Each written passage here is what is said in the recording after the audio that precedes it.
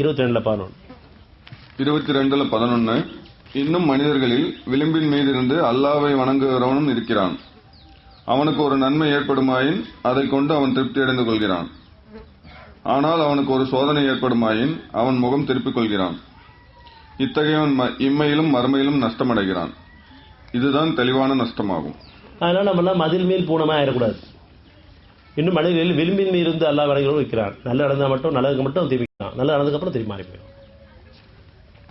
அவனுக்கு ஒரு நன்மை ஏற்படுமாயின் அதுக்கு ஒன்று திருப்தி அடைகிறான். இன்னும் நன்மைகளை வாழ்றதுக்கு சில சோதனை வருது.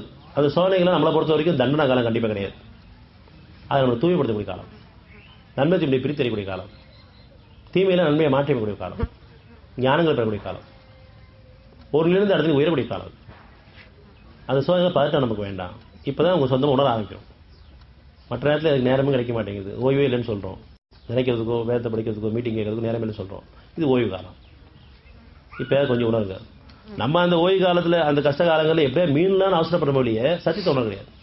ஏதாவது ஒரு காரண காரியத்தை சொல்லிட்டு மீண்டலாம். ஆனால் எதை கொண்டாவது மீண்டலாம். இந்த உபகரணங்களை கொண்டாது, மருத்துவத்தை கொண்டாது, கைப்பக்கத்துலையாவது சீக்கிரம் சாப்பிட்டு சீக்கிரம் மீறணும். அவசரப்படுறோம். குணங்கள் மாற்றி அமைக்கப்படணும். அதுக்காக ஓய்வு காலம் கொடுக்கப்பட்டு பணி வேணும். என் பேச்சு சரியில்லை, எண்ணம் சரியில்லை, என் பார்வை சரியில்லை, என் செயல் சரியில்லை, அதை உணர்றதுக்காகவும் ஒத்துக்கிறதும் ஒப்படைக்கிறதுக்காகவும் மீள்றதுக்காகவும் அவன் உதவி தேடுறதுக்காகவும் அழகான சோதனை காலம்.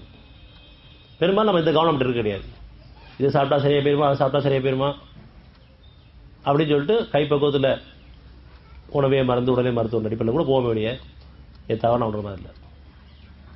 ஆண்டுக்கு ஒரு முறையோ இருமுறையோ அவர் சோதிக்கப்படும் என்பதால் காணவில்லையா? அப்படி இருந்தும் அவர் பாவ மன்னிப்பு கேட்டு மீள்வதும் இல்லை, நினைவதும் நல்லுணர்வு பெறுவதும் இல்லை. பாவ மன்னிப்பு மீள விரும்ப மாட்டேங்கிறாங்க. பார்த்து உணராமே இருக்காங்க.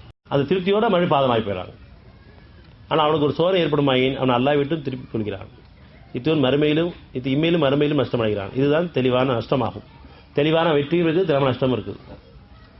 உணர்வுகளை வாழ விரும்பும்போது, பணிவோடு வாழும்போது தெளிவான வெற்றியின் பாதை, உணர்ச்சியில் ஆகும்போது தெளிவான நஷ்டத்தின் பாதை. ரெண்டே பாதை தான். இதுக்கு மேலே ஒரு பாதை கிடையாது. ஒன்று உணர்வின் பாதை, இன்னொரு உணர்ச்சியின் பாதை. ஒன்று அல்லாவின் பாதை, ஒன்று சைத்தானுடைய பாதை. ஒன்று சொர்க்கத்தின் பாதை, இன்னொன்று நரகத்தின் பாதை.